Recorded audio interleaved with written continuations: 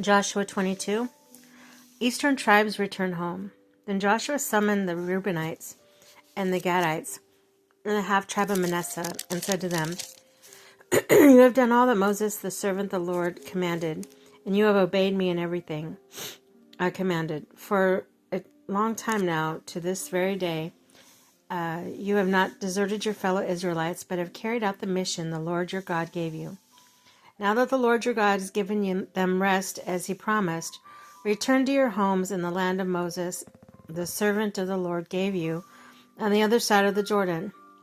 But be very careful. Keep the commandments, the law that Moses, the servant of the Lord, gave you. To love the Lord your God, to walk in obedience to him, to keep his commands, to hold fast to him, and to serve him with all your heart, with all your soul. Then Joshua blessed them and sent them away, and they went to their homes. To the half-tribe of Manasseh, Moses had given land in Bashan. To the other half-tribe of Joshua gave land on the west side of the Jordan, along with their fellow Israelites. When Joshua sent them, he blessed them, saying, Return to your homes with your great wealth, your large herd of livestock, the silver, gold, bronze, and iron, and a great quantity of clothing, and divide the plunder from your enemies with your fellow Israelites.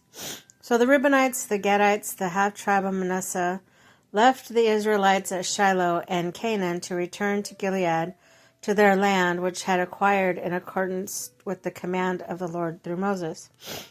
When they came to Geliloth, near the Jordan, the land of Canaan, the Reubenites, the Gadites, the half-tribe of Manasseh built an imposing altar there by the Jordan.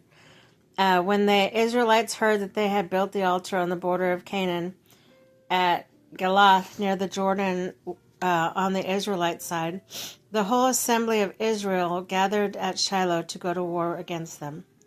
So the Israelites sent Phinehas, son of Eleazar the priest, to the land of Gilead, to Reuben, Gad, within the half-tribe of Manasseh. Within him they sent 10 of the chief men, one from each of the tribes of Israel, each the head of family division among the Israelite clans. When they had went to Gilead, to Reuben, Gad, and the half-tribe of Manasseh, they said to them, The whole assembly of the Lord says, How could you break this faith with God of Israel like this? How could you turn away from the Lord and build yourselves an altar in rebellion against him now? Was not the sin of pure enough for us? Up to this very day we have not cleansed ourselves from the sin, even though the plague fell on the community of the Lord. Are you now turning away from the Lord? If you rebel against the Lord today, tomorrow he will be angry with the whole community of Israel. If the land you possess is defiled, come over to the Lord's land, where the Lord's tabernacle stands, and share the land with us, but do not rebel against the Lord or against us by building an altar for yourselves rather than an altar of the Lord our God. When Achan, son of Zerah, was unfaithful in regard to devoted things, did not the wrath come on the whole community of Israel? He was not the only one who died for his sin. Then Reuben, Gad, and the half-tribe of Manasseh replied to the heads of the clans of Israel, O mighty one, God the Lord, mighty one, God the Lord, he knows. Let Israel know, if this has been the rebellion of disobedience to the Lord, do not spare us this day. We have built our own altar to turn away from the Lord and to offer burnt offerings and grain offerings or sacrifice fellowship offerings on it. May the Lord himself call us to account.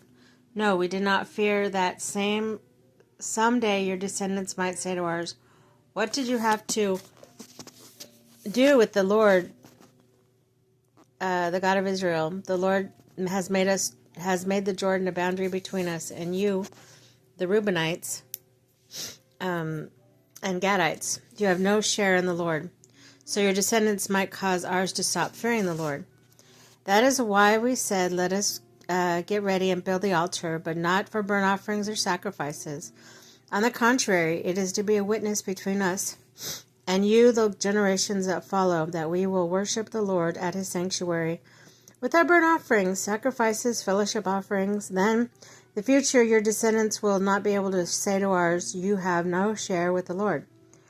And we said, if they ever say this to us, or to our descendants, we will answer, look at the replica of the Lord's altar, which our ancestors built, not for burnt offerings and sacrifices, but as witnesses between us and you. Far be it from us to rebel against the Lord and turn away from him today by building an altar for burnt offerings, grain offerings, sacrifices other than the altar of the Lord, our God that stands before his tabernacle. When Phinehas, the priest, and the leaders of the community and the heads of the clans of the Israelites heard what the Reuben, Gad, and Manasseh had to say, they were pleased. And Phinehas, son Eleazar the priest, said to Reuben, Gad, and Manasseh, today we will know that the Lord is with us, because you have been unfaithful to the Lord in this matter. Now you have rescued the Israelites from the Lord's hand. Then Phinehas, son of Eleazar, the priest, and the leaders returned to Canaan from their meeting with the Reubenites and Gadites in Gilead and reported to the Israelites. They were glad to hear the report and praised God, and they talked no more about going to war against them to devastate the country where the Reubenites and the Gadites lived. And the Reubenites, the Gadites, gave the altar his name, a witness between us that the Lord is God.